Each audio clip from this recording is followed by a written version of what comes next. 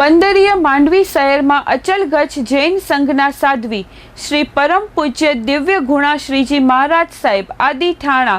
બેની પાવન નિશ્રામાં ઝવેરબેન ચુનીલાલ ભુલાણી સમસ્ત પરિવારના શ્રીમતી ભાનુમતીબેન વસંતભાઈ સંઘવીની પૌત્રી અને શ્રીમતી દીપાલી જુગલભાઈ સંઘવીની તપસ્વી સુપુત્રી ચિરંજીવી આસ્થા સંઘવીએ 27 ઓગસ્ટને બુધવારના રોજ 11 ઉપવાસની કઠિન આરાધના સંપન્ન કરતા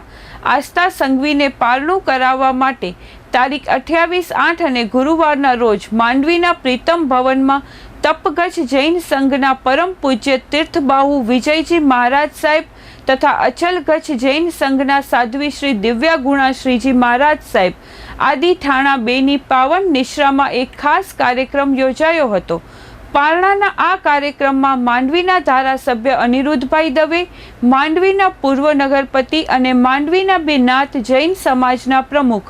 મેહુલભાઈ શાહ, તપસ્વી આસ્થાના દાદા વસંતભાઈ સંઘવી, દાદી ભાનુમતીબેન, માતા દીપાલીબેન અને પિતા જુગલ સંઘવી, તેમના પરિવારજનો, રોટરીના હોદ્દેદારો અને સભ્યો,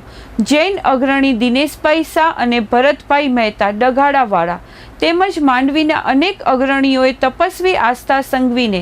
11 ઉપવાસના પારણા કરાવ્યા હતા।